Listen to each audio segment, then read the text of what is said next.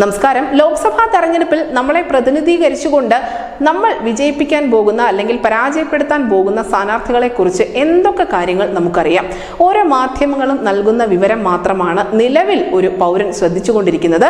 എന്നാൽ ലോക്സഭാ തെരഞ്ഞെടുപ്പിൽ മത്സരിക്കുന്ന സ്ഥാനാർത്ഥികളെ കുറിച്ച് കൂടുതൽ അറിയുന്നതിന് വേണ്ടി വോട്ടർമാർക്ക് KYC അഥവാ നോ യുവർ കാൻഡിഡേറ്റ് എന്ന ആപ്പ് ഉപയോഗിക്കാമെന്ന് അറിയിച്ചിരിക്കുകയാണ് മുഖ്യ തെരഞ്ഞെടുപ്പ് ഓഫീസറായ സഞ്ജയ് കൗൾ. തങ്ങളുടെ മണ്ഡലത്തിൽ മത്സരിക്കുന്ന എല്ലാ സ്ഥാനാർത്ഥികളുടെയും ക്രിമിനൽ പശ്ചാത്തലം, ആരോപിക്കപ്പെട്ട കുറ്റകൃത്യത്തിന്റെ സ്വഭാവം, അതിനോടൊപ്പം കേസിന്റെ നിലവിലെ സ്ഥിതി എന്നിവയൊക്കെ വോട്ടർമാർക്ക് അറിയാൻ സാധിക്കും. നാമനിർദ്ദേശ പത്രികയ്ക്കൊപ്പം ഈ സ്ഥാനാർത്ഥി സമർപ്പിച്ച സത്യവാങ്മൂലം നമുക്ക് ഡൗൺലോഡ് ചെയ്തെടുക്കാനും ഈ നോ യുവർ കാൻഡിഡേറ്റ് എന്ന ആപ്പിലൂടെ കഴിയുകയും ചെയ്യും.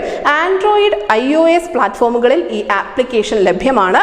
ഗൂഗിൾ പ്ലേ സ്റ്റോറിൽ നിന്നോ ആപ്പിൾ ആപ്പ് സ്റ്റോറിൽ നിന്നോ ഇത് ഡൗൺലോഡ് ചെയ്തതിന് ശേഷം ഇൻസ്റ്റാൾ ചെയ്ത ശേഷം ലോക്സഭാ തെരഞ്ഞെടുപ്പ് മണ്ഡലം നമ്മൾ സെലക്ട് ചെയ്യുകയാണെങ്കിൽ അവിടെ മത്സരിക്കുന്ന മുഴുവൻ സ്ഥാനാർത്ഥികളുടെയും സകല വിവരങ്ങളും ജനത്തിന് അറിയാൻ സാധിക്കും. സ്ഥാനാർത്ഥികളുടെ പേര് ടൈപ്പ് ചെയ്ത് നൽകിയാലും ഈ KYC എന്ന ആപ്പിലൂടെ വിവരങ്ങൾ ലഭ്യമാകും.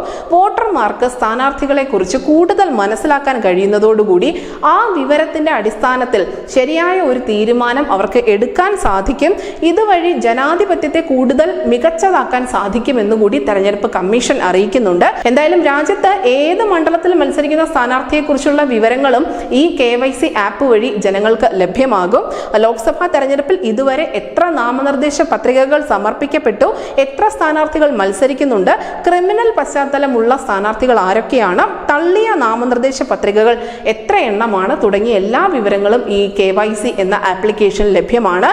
എന്തായാലും ഇന്ത്യ സമ്പൂർണ്ണ ഡിജിറ്റൽ ആയതോടുകൂടി ജനപ്രതിനിധികളുടെ ചരിത്രം കൂടി ജനത്തിന്റെ വിരൽ തുമ്പിലേക്ക് എത്തുകയാണ്. News desk India Malayalam.